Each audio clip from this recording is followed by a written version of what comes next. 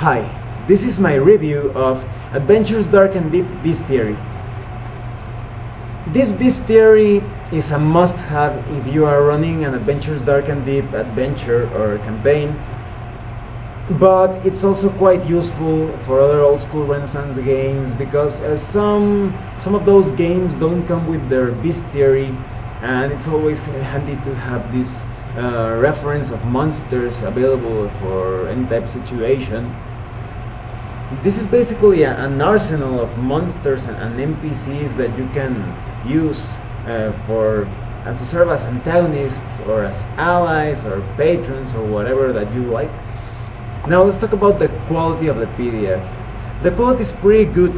The only negative thing in my personal preference is that the font is a bit small, but not too small that it's not really a major obstacle. It's just a preference of mine, but you can easily understand the contents of the PDF.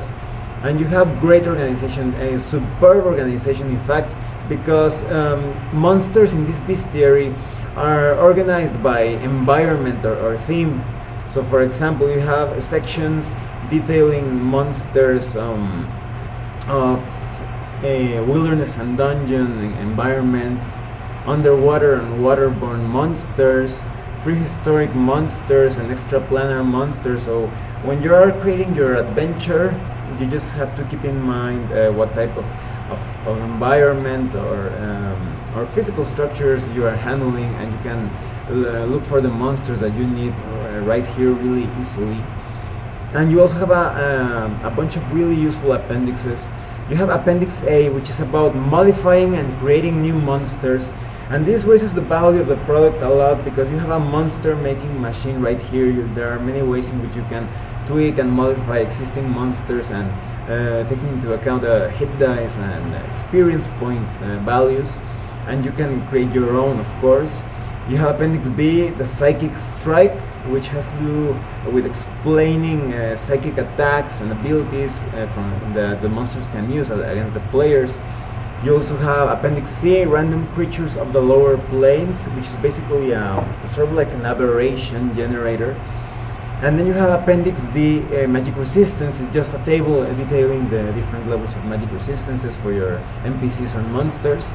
And you have Appendix E, Standard Powers of Deities. This is a very cool section that allows you to create a monster to represent sort of like an avatar or deity or icon or demigod of certain powers and gods. So you have different spell-like abilities and the number of times they can use them per day, etc. Now, let's talk about the general uses of these monsters. You have a lot of I forgot to mention a couple of very important optional rules. You have damage bonus for huge creatures. This allows you to handle creatures such as giants, dragons, those huge monsters, so that they deal more damage, and you avoid those absurd situations in which a single fighter is fighting against 4 or 5 giants without breaking a sweat. And with this rule, all the huge monsters are going to deal a lot of damage. And then you have the temporary level drain optional rule, which is about lessening the level drain ability of some monsters, such as, for example, the wights or other undead and extraplanar monsters that drain levels. This is a way so that the levels come back in a few days. I'm not a fan of this rule because I like to see the look of terror in my players' faces, but it's certainly a good option for those who find it too bothersome to be changing levels every time you get attacked by those creatures. You also have some ways to tweak humanoid spellcasters so that you can create an orc shaman or a lizard man witch doctor quite easily.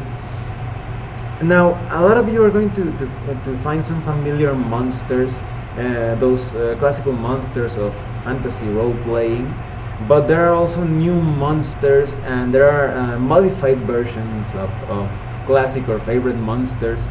So you have a good selection of creatures that you can use as adventure points or maybe not just as antagonists, but also as patrons and allies, as I said before.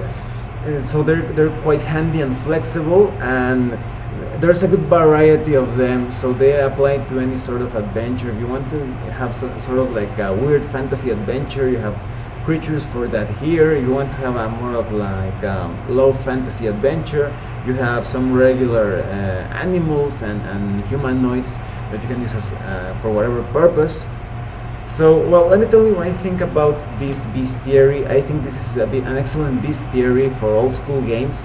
It's not really useful for new school type of games, but for old school Renaissance games, this is a pretty amazing bestiary. I especially like the organization that I was telling you, that divided by environments. So if you have the Adventures Dark and Deep player's manual and you're running a game with the toolkit, you definitely need this bestiary. But as I was telling you, consider it for other old school Renaissance games. So for example, if you're running I don't know, a Lamentations of a Flame Princess role-playing game, that game doesn't come with a bestiary. At least one version of it doesn't come with a bestiary. So you can definitely grab some monsters here and give them a weird twist because of the optional rules and the appendices that come with this bestiary.